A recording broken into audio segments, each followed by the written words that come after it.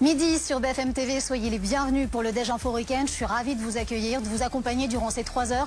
Vous allez le voir, des décryptages, du débat et toujours de l'actualité dans les titres que nous développons ce samedi. D'abord, retour sur cette tentative d'enlèvement en Indre-et-Loire. La jeune fille a 14 ans, elle est très jeune, elle a échappé de justesse à son ravisseur.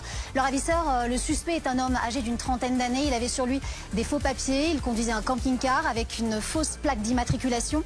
Nos équipes sont sur place en Indre-et-Loire, à Nouan-la-Fontaine, vous saurez tout.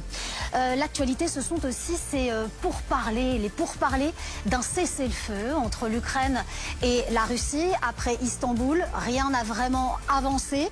Malgré l'ultimatum aussi des Européens, l'ultimatum de Washington, les frappes, elles continuent sur l'Ukraine. Cette frappe a soumis sur un minibus 9 personnes ont péri. Vladimir Poutine est-il en train de jouer la montre ce matin? Le Kremlin est très clair. La poursuite des pourparlers avec Kiev pourra se faire seulement et seulement si l'échange de prisonniers annoncé est effectué. Décryptage sur le plateau avec le général Pellistrandi qui est aussi mon invité. On évoquera aussi un autre front, une autre guerre. C'est Gaza, au moins 100 morts dans des frappes israéliennes selon les forces civiles sur place. Tous les objectifs de guerre doivent être remplis, dit Israël ce matin. Israël ajoute ce samedi avoir transféré des forces pour prendre le contrôle de zones du territoire palestinien. D'un autre côté, les pays arabes se réunissent aujourd'hui à Bagdad pour un sommet où bien évidemment la situation à Gaza sera au cœur des discussions. Et puis, jour de vote et pas des moindres pour la présidence des Républicains. Qui de Bruno Retailleau, le ministre de l'Intérieur, le challenger, ou Laurent Wauquiez, candidat à sa succession, l'emportera? Les votes par voie électronique s'ouvrent aujourd'hui à 18 h. Les personnes adhérentes qui pourront voter sont au nombre de 121 617. Vous allez le voir, c'est un duel qui s'annonce plein de suspense. Assez tendu, dernière déclaration et proposition des candidats à retrouver dans cette édition. Voilà, vous avez le menu. Je vous propose qu'on passe ensemble à table. Ça se passe par là, suivez-moi.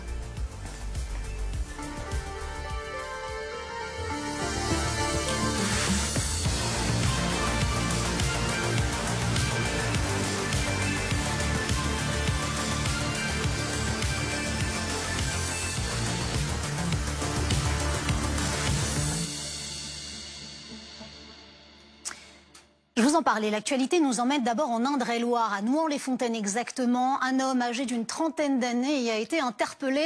Il a tenté d'enlever une collégienne de 14 ans mardi matin. Il était à bord d'un camping-car, cet homme, avec une plaque d'immatriculation qui n'était pas authentique. On va tout de suite se connecter sur place avec Nouan-la-Fontaine. Notre envoyé spécial est avec nous, Lola Baye. Merci beaucoup. Qu'est-ce qu'on sait d'abord, Lola, de cette affaire? Racontez-nous. C'est dans ce secteur, à proximité de la station-service et de l'abribus, qu'un homme âgé de 33 ans a tenté d'enlever une adolescente de 14 ans sur le chemin de son collège. Le suspect a été interpellé dans la foulée. Dans sa garde à vue, il déclare que l'adolescente serait montée volontairement. On a pu rencontrer la famille avec Chloé Berthaud qui nous donne une autre version, que le suspect l'aurait fait monter de force. En tout cas, le suspect reconnaît bien lui avoir mis un coup de taser, même s'il nie toute tentative d'enlèvement. Je vous le disais un peu plus tôt avec Chloé Berthaud, donc on a pu s'entretenir avec la mère. La mère de cette adolescente, c'est une exclusivité sur BFM TV. Elle est stoïque, extrêmement émue. Écoutez. C'est l'horreur absolue. C'est l'horreur absolue de par ce qui est découvert au jour le jour dans ce camping-car. C'est l'horreur du traumatisme de notre fille avec lequel on vit. Pour l'instant, elle souhaite pas en parler, c'est surtout son corps qui se manifeste. Ça a toujours été une petite fille joviale. Par exemple, qui aimait les bulles. On a acheté des bulles, elle fait plus de bulles. Voilà. Elle se refait. En fait, on vit vraiment au jour le jour, à l'heure, heure par heure avec elle. Elle est détruite. Et maintenant, il faut que justice soit rendue. Pour notre fille, pour tous ces enfants qui ont été enlevés, qu'on n'a pas retrouvés ou enlevés, et qui, comme notre fille, retrouvés, vont avoir des séquelles, ont des séquelles. Et pour remercier aussi les gendarmes de leur boulot, quoi. Voilà pour le témoignage de la maman de cette jeune fille qui a failli se faire donc enlever mardi matin. Lola, vous êtes toujours avec nous. Cet homme, il nie avoir voulu kidnapper cette jeune fille de 14 ans? Est-ce qu'on en sait plus aujourd'hui sur son profil? Il y a plusieurs éléments troublants. On sait qu'il a 33 ans, qu'il est sans emploi, célibataire, qu'il avait plusieurs vivres dans son camping-car, de quoi tenir plusieurs jours. Et surtout, il y a eu plusieurs éléments, à savoir 24 000 € en liquide sur lui dans son camping-car qu'il transportait, une dizaine de bombes lacrymogènes, 3 pistolets à impulsion électrique, plusieurs papiers d'identité, plusieurs permis de conduire, des serflex. En somme, tout le matériel utile pour capturer et ligoter une potentielle victime. La question qui se pose désormais, c'est est-ce qu'il s'agit d'un prédateur sexuel? Ce sera là tout l'enjeu et tout l'objet de l'enquête. Merci beaucoup Lola Baye avec les images de Chloé Berthaud. On accueille tout de suite notre premier invité. Soyez le bienvenu David Galtier. Je suis ravie de vous accueillir en direct sur BFM TV. Vous êtes ancien sous-directeur de police judiciaire de la gendarmerie de Marseille. Une question peut-être sur le profil de cet homme. On a vu qu'il était relativement bien organisé cet homme. Il avait aussi du matériel. Est-ce qu'on peut déjà subodorer qu'il avait prémédité son acte ?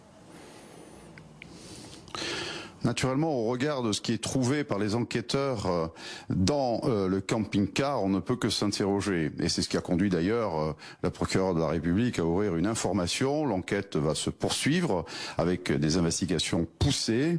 Mais je devais d'abord saluer la rapidité de l'intervention des gendarmes et du dispositif opérationnel qui a fait ses preuves et qui a permis évidemment d'éviter le pire.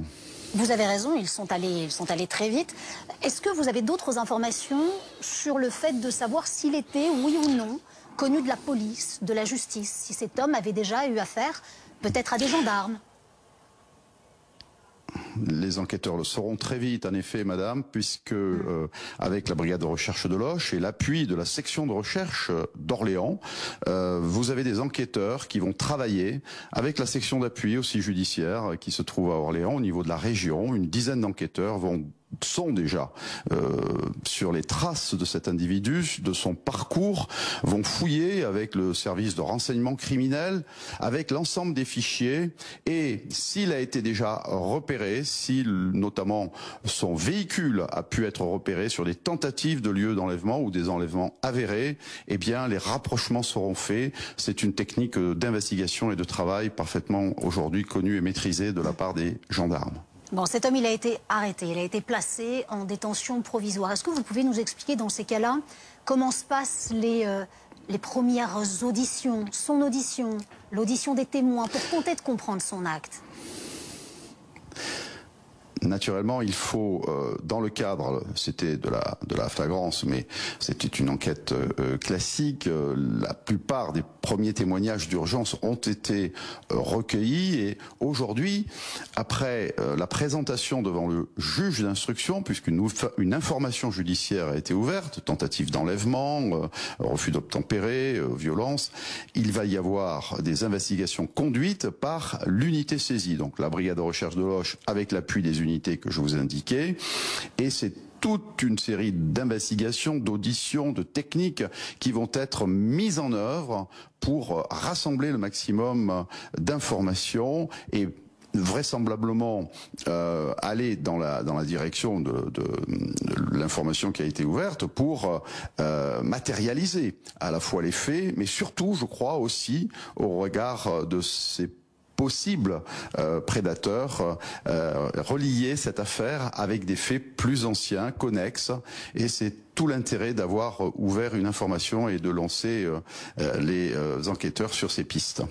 David Galtier, dernière petite question pour vous. Quelles vont être les suites? Comment est-ce que ça se passe dans les heures qui nous attendent, les jours à venir? Comment est-ce qu'on va s'organiser, et au niveau de la gendarmerie et au niveau de la justice?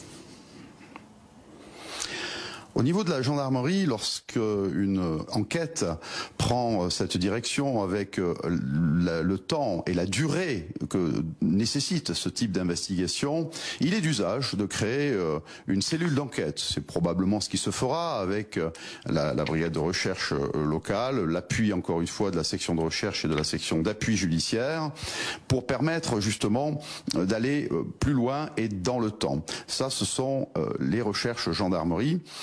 Ils bénéficieront aussi naturellement de l'appui du C3N, qui est un organisme spécialisé sur les recherches à partir du numérique, sur le web, et donc la recherche aussi d'autres témoignages, d'autres supports. Le service de renseignement criminel également, qui est à Cergy-Pontoise. Ça, c'est l'organisation gendarmerie. Et puis, évidemment, la justice sera conduite avec et sous l'autorité du juge d'instruction, du magistrat instructeur, qui sera en lien vraisemblablement quotidien avec le directeur d'enquête pour relancer un certain nombre d'investigations, voire autoriser un certain nombre aussi d'actes qui relèvent de son autorité. Merci beaucoup David Galtier d'avoir été avec nous en direct du Déj Info Week-end sur BFM TV. Merci pour vos précisions et vos explications. On ouvre à présent une page politique et pas des moindres. Cette saga qu'on suit désormais quotidiennement le jour J de l'élection pour la présidence des Républicains qui, de Bruno Retailleau, le ministre de l'Intérieur, ou de Laurent Wauquiez, candidat à sa propre succession, l'emportera. Les adhérents sont aujourd'hui 121 717 à voter par voie électronique. Une voie électronique qui s'ouvre dès 18 h ce samedi. Le suspense, vous allez le voir, reste entier dans ce sujet de Clément Gauvin, Célia Viallet, Nicolas Droussy et Hugo Capelli. À moins de 48 heures de l'élection et 260 km l'un de l'autre, Laurent Wauquiez et Bruno Retailleau ont joué hier soir leur dernière carte. Et pour se distinguer, de retour dans sa région après quelques 120 réunions partout en France, Laurent Wauquiez n'a pas épargné son concurrent. Qui peut croire un instant que le ministre de l'Intérieur a l'esprit libre pour s'occuper d'autre chose que de la tâche gigantesque qu'il doit mener? Des critiques sur la forme, mais aussi sur le fond. Et la politique menée depuis 9 mois par le ministre de l'Intérieur. À Saint-Ouen, vous avez une école qui est à côté d'un point de deal. Qu'est-ce qu'on ferme? L'école.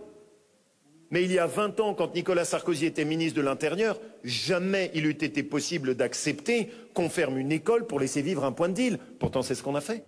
Critique rejetée à distance par le principal intéressé. Je regarde devant. Je suis toujours un homme positif et je ne garde que le meilleur. Et je garde de cette campagne que le meilleur. Préférence sur scène devant ses soutiens, rappeler sa liberté et défendre son bilan place Beauvau. La droite rêvait d'abolir la circulaire Valls sur les régularisations. Je l'ai faite. Les uns m'accusent d'être trop macroniste et il y a des députés macronistes qui veulent ma démission parce que je suis pas assez macroniste. Je suis moi-même, je suis libre et je le resterai. Épilogue d'une campagne où les 120 000 adhérents des Républicains choisiront demain le successeur d'Éric Ciotti, poussé à la démission après son ralliement au Rassemblement national lors des dernières législatives. Et bien évidemment, on continuera à suivre cette élection en direct sur BFM TV. On part à présent sur le front de la guerre en Ukraine. Alors que Kiev et Moscou ont échoué à s'accorder sur un cessez-le-feu à Istanbul, en dépit des intenses manœuvres diplomatiques insufflées à la fois par les Européens et les Américains, les frappes, elles continuent en Ukraine. Ce matin, une attaque de drone sur un minibus dans l'oblast de Soumy, dans le nord du pays, a fait 9 morts. Anne-Laure Banche, vous êtes notre envoyée spéciale sur place. Oui, au lendemain d'une journée de négociations et de premières discussions entre Ukrainiens et Russes, c'est une nouvelle frappe mortelle qui a touché des civils dans la région de Soumy, plus précisément dans la ville de Bilopilia. C'est une ville frontalière avec la Russie. Ce minibus transportait uniquement des civils qui étaient en train d'être évacués de cette ville. Un drone a frappé le véhicule. Pour l'instant, un bilan provisoire fait état de 9 personnes décédées et de 5 blessés. Vous vous en doutez, c'est un bilan qui pourrait évoluer au cours de la journée. À l'intérieur de ce bus, uniquement des civils, principalement des femmes à la retraite qui quittaient justement la ville de Bilopilia parce que les bombardements sont devenus intenses dans cette zone. Le chef de la communauté, Yuri Zarko, sur sa chaîne Telegram, a appelé à une journée de deuil, un samedi noir pour la région. Des attaques qui sont très fréquentes dans cette zone et qui sont sous le feu des Russes. On peut réaliser à quel point depuis le début de ces négociations, les bombardements, les attaques et les alertes aériennes n'ont jamais cessé sur l'Ukraine, avec notamment cet exemple de cette dernière frappe qui, je vous le rappelle, a fait un bilan provisoire de 9 personnes mortes et 5 autres blessés. Merci beaucoup Anne-Laure Banche avec les images de Morgane Dumont. Dans le même temps, le président français Emmanuel Macron, Frédéric Schmerz pour l'Allemagne, Keir Starmer, la Grande-Bretagne, Donald Tusk, la Pologne et Volodymyr Zelensky pour l'Ukraine se sont réunis hier vendredi à Tirana en Albanie en marge d'un sommet. Après un premier ultimatum donné à la Russie la semaine dernière, le président français a affirmé que les Européens poursuivraient la préparation de sanctions contre Moscou en coordination, dit-il, avec les États-Unis si Vladimir Poutine continuait de refuser le cessez-le-feu en Ukraine. On écoute le président français. Et aujourd'hui, qu'avons-nous? Rien. Et donc je vous le dis, face au cynisme du président Poutine, je suis sûr même que le président Trump, soucieux de la crédibilité des États-Unis d'Amérique, va réagir. Parce qu'en fait, la proposition de cessez-le-feu, la proposition de rencontre à haut niveau, ce sont des propositions américaines. Elles sont importantes. Elles ne peuvent pas avoir une telle réponse. En attendant, en Russie, l'armée recrute à tour de bras pour soutenir son offensive sur le territoire ukrainien. Des engagés volontaires, vous allez le voir, souvent jeunes, très jeunes. Nos envoyés spéciaux ont pu se rendre dans le plus grand centre de recrutement de Moscou qui ne relâche pas les efforts. Jérémy Normand. Passer cette porte, leur vie ne sera plus jamais la même. Ces hommes s'apprêtent à rejoindre l'armée russe. Attirés pour certains par l'appât du gain, le salaire y est 4 fois plus élevé que la moyenne du pays. Mon père est déjà à la guerre. Avec ce qu'il gagne, il assure les besoins de toute la famille qu'il a laissée en Sibérie. Moi, je vais toucher 25 000 € dès la signature. Pour poursuivre sa guerre en Ukraine, Vladimir Poutine vient de lancer la plus grande campagne de recrutement depuis 3 ans. 160 000 hommes âgés de 18 à 30 ans appelés à s'engager sous les drapeaux. Alors qu'il devait passer ses examens dans quelques semaines, Vadim, 21 ans, s'est décidé en quelques jours, sans même en discuter avec sa fiancée. Il ne m'a même pas demandé mon avis. C'est une décision spontanée. En fait, j'y pensais depuis longtemps et maintenant je me sens prêt à servir mon pays. Zelensky ne veut pas la paix, il campe sur ses positions, c'est pour ça que l'armée a besoin de nouveaux soldats. Je pense que tu n'as pas suffisamment réfléchi avant de prendre ta décision. Comme lui, 1300 engagés volontaires se présentent chaque jour devant des centres de recrutement. Autant que le nombre de soldats russes tués ou blessés quotidiennement sur le champ de bataille. Autre guerre, autre front, Gaza. L'armée israélienne annonce avoir lancé l'intensification de son offensive. L'opération Chariot, Gédéon, c'est comme ça qu'elle s'appelle, dans le but d'atteindre, dit l'armée, tous les objectifs de la guerre. Alors il y a des frappes aériennes, des tirs d'artillerie, des chars, des troupes au sol.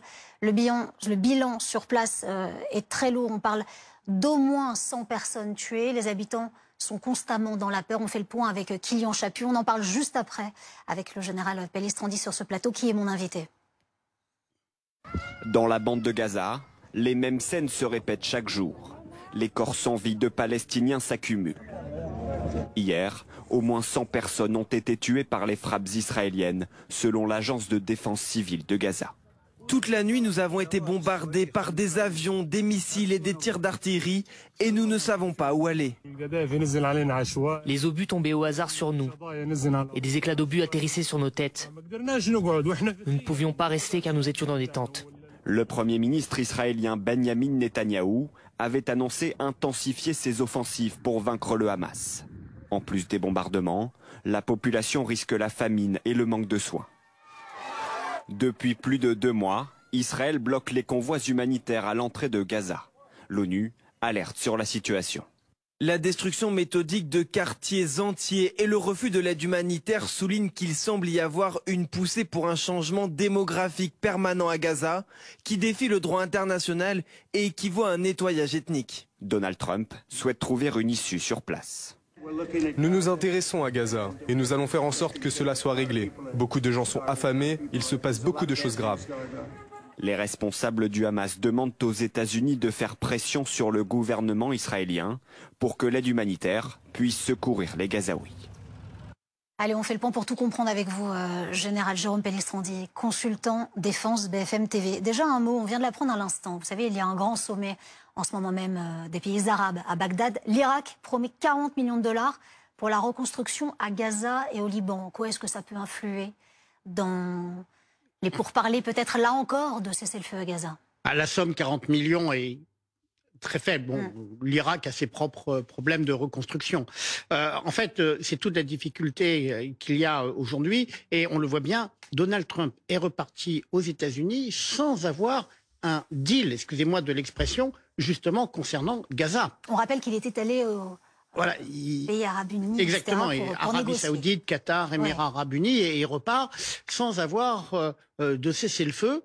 Alors bien sûr, il y a cette offensive terrestre intense, donc relancée à Gaza, avec des objectifs pour Israël qui sont d'éliminer le Hamas, quitte à déplacer une fois de plus la population, comme on l'a vu dans le reportage, vers le sud de la bande de Gaza. Mais on voit bien qu'on est en fait dans une impasse complète, puisque les buts de guerre israéliens sont cette élimination du Hamas. Il n'y a aucun projet politique derrière, crédible. Et la libération des otages. Bien sûr. Ce sont les deux objectifs. Exactement. Mais avec une urgence, c'est que la population, il y a au moins 400 000 habitants sur les 2 millions qui sont dans une situation humanitaire catastrophique. Général, très rapidement, vous avez évoqué Donald Trump à l'instant, hein, qui a donc fait cette tournée des pays arabes. Vous avez dit qu'il n'a pas réussi à obtenir un cessez-le-feu. Y était-il pour cela? Parce qu'on va quand même rappeler son plan pour déplacer le million de Palestiniens à Donald Trump. Oui, il y a notamment un nouveau plan qui consisterait à déplacer 1 million de Gazaouis vers la Libye. Alors, l'Égypte et la Jordanie avaient refusé le premier plan. Souvenez-vous de cette vidéo de la Riviera à Gaza. Bon, est-ce réaliste de déplacer 1 million de Gazaouis vers la Libye, sachant que là, eh bien, le prince héritier Mohamed Ben Salman, le prince héritier d'Arabie Saoudite, est totalement contre. Merci beaucoup, Général Pellistrandi. Bien évidemment, vous restez avec moi. Pour ce Déj Info, on évoquera bien d'autres sujets sur le terrain. Retour en France, les chasseurs se mobilisent aussi ce 17 mai à l'appel de la FNC, c'est la Fédération nationale des chasseurs. Une mobilisation dans les communes de France pour une action coordonnée, nous disent les chasseurs, avec 11 revendications très précises. Vous êtes sur place, Laura Baquet, merci beaucoup d'être avec nous. Quelles sont les revendications, les exigences de ces chasseurs ? Bien écoutez, il s'agit avant tout de demander une réduction des contraintes administratives et des normes européennes qui pèsent sur l'activité des chasseurs. Selon eux, ils demandent par exemple la suppression de tous les moratoires européens. Ils revendiquent également la liberté de la chasse pendant les week-ends, les vacances ou les jours fériés. Parmi les revendications, ils demandent aussi la réduction de la population des loups, un débat qui est très important en ce moment. Et ce matin, à Courville-sur-Eure, ils étaient une dizaine de chasseurs à avoir voulu remettre en main propre au maire de la commune le manifeste pour la chasse. Et nous sommes avec Jean-Baptiste, vous êtes chasseur. Le manifeste est assez franc dans ses mots. Trop, c'est trop. Les chasseurs en ont ras-le-bol. Est-ce qu'on peut dire que la colère monte ? Oui, bien sûr, la colère monte. Aujourd'hui, vous ne pouvez pas systématiquement sur-administrative organiser quelque chose, si vous voulez, qui se passe depuis la nuit des temps. C'est la vie rurale, c'est la vie de nos campagnes. La chasse est une partie intégrante de cette vie sociale et rurale. À un moment, il faut quand même laisser un petit peu de liberté à chacun. Et puis, il faut quand même pas oublier qu'en France, on chasse sur des territoires publics, mais aussi sur des territoires privés. Et aujourd'hui, retirer le droit de chasse à des propriétaires privés, c'est comme si on vous interdisait d'aller sortir chez vous le dimanche après-midi. Merci beaucoup pour ces précisions. Les chasseurs espèrent obtenir une réponse et ils souhaitent poursuivre la mobilisation s'ils n'en obtiennent pas. Merci Laura Baquet avec les images de Marjorie Marcillac en direct de Courville-sur-Eure. Vous l'avez vu, entre les week-ends prolongés, les vacances d'été qui arrivent à grands pas, vous êtes de plus en plus nombreux à voyager avec votre animal de compagnie. 2 ans après l'écrasement de ce petit chat qui s'était réfugié sous un TGV en gare de Paris-Montparnasse, la SNCF a mis en place un nouveau protocole pour les animaux présents sur les rails. Regardez, écoutez bien les explications de Nounis Kenaf. 20 minutes maximum pour retrouver votre animal perdu dans une gare.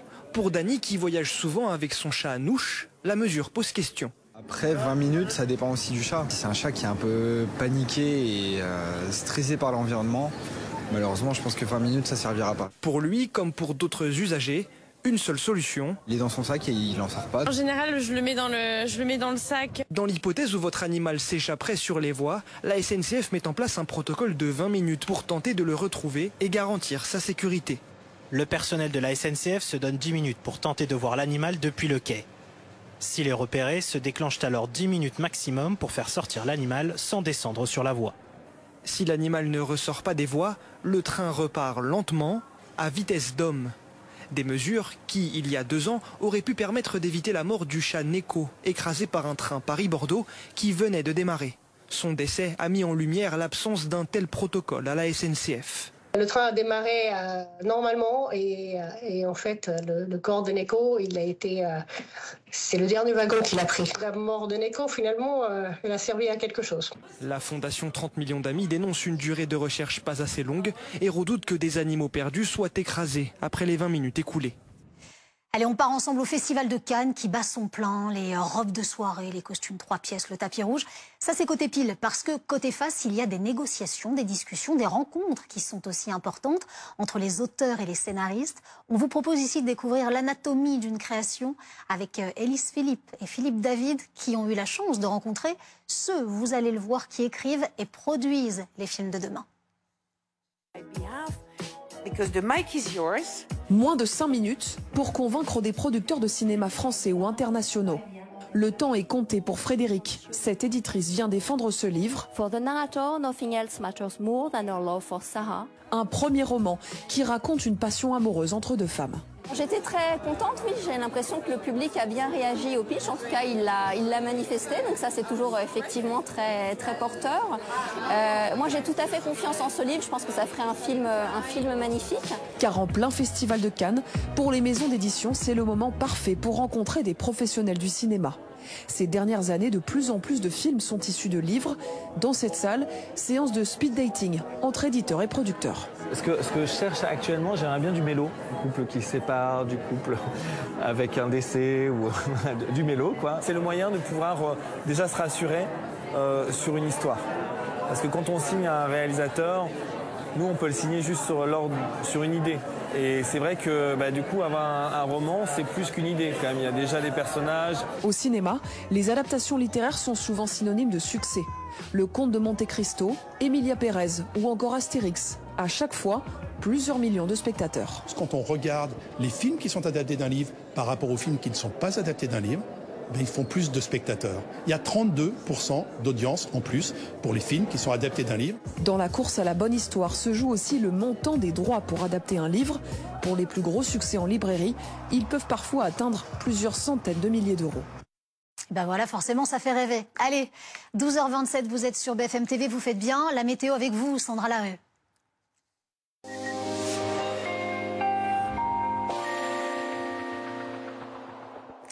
C'est un beau week-end ensoleillé. Le plus souvent, vous le voyez ce matin, c'était du soleil sur le Morbihan, au-dessus de Guidel. Plein ciel bleu, plein soleil en effet. On est toujours sous la protection de l'anticyclone.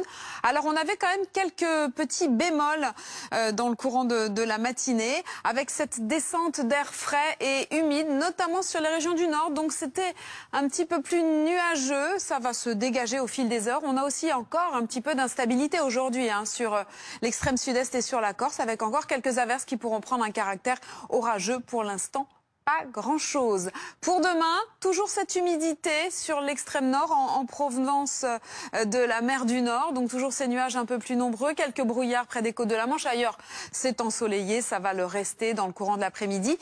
On va retrouver un temps très chaud, on va le voir, sur le sud-ouest, avec ces premiers orages qu'il va falloir surveiller. Partout ailleurs, c'est du soleil, ça se dégage sur l'extrême nord, mais il va falloir surveiller ces orages en liaison avec une dépression sur l'Espagne qui va apporter dans ce flux de secteur sud. Alors, des températures douces. En matinée, elles s'échelonneront de 5 à 14 degrés sur le littoral méditerranéen. Et en journée, donc de la chaleur, vous le voyez, 28 degrés sur le sud-ouest. Il fera 23 à Paris. Il est presque 12h30 sur BFM TV. Soyez les bienvenus si vous nous rejoignez. Ravi de vous accompagner aujourd'hui pour le Déj Info Week-end. Jusqu'à 15h, au menu, dans les titres, malgré les pourparlers d'Istanbul et l'ultimatum des Européens et de Washington, les frappes continuent sur l'Ukraine. Un minibus a été ciblé à Soumy au petit matin. 9 morts, toujours pas de cessez-le-feu. Vladimir Poutine est-il une nouvelle fois en train de jouer la montre? Ce matin, le Kremlin est très clair. La poursuite des pourparlers avec Kiev sera possible seulement après l'échange de prisonniers annoncé. Vous découvrirez aussi dans ce journal que la Russie continue le recrutement de soldats sur le terrain. Décryptage à suivre avec le général Pellistrandi, qui est notre invité sur ce plateau. L'actualité, ce sont aussi ces 100 morts au moins dans des frappes israéliennes à Gaza, selon les forces civiles sur place. L'armée israélienne Tsahal annonce avoir lancé des frappes d'envergure dans le but, dit-elle, d'atteindre tous les objectifs de la guerre. Israël ajoute ce samedi avoir transféré des forces pour prendre le contrôle de zones du territoire palestinien. Dans le même temps, les pays arabes se réunissent aujourd'hui à Bagdad pour un sommet où la situation à Gaza, bien évidemment, est au cœur des discussions. Et puis retour sur cette tentative d'enlèvement en Indre-et-Loire. La victime, une jeune fille de 14 ans, a échappé de justesse à son ravisseur. Il s'agit d'un homme d'une trentaine d'années qui a été arrêté, écroué. Il conduisait un camping-car avec une fausse plaque d'immatriculation. Il avait aussi sur lui 3 passeports et 2 pièces d'identité. Nos équipes sont sur place à Nouan-la-Fontaine pour en savoir plus sur cet individu.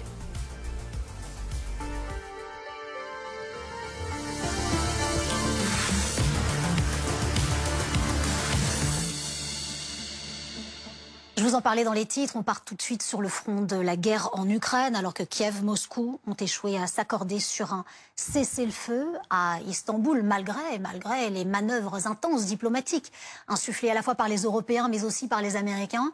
Les frappes, elles continuent en Ukraine. Ce matin, une attaque de drone sur un minibus dans l'oblast de Soumy, dans le nord du pays, a fait 9 morts. On fait le point, regardez avec Alice Caillot.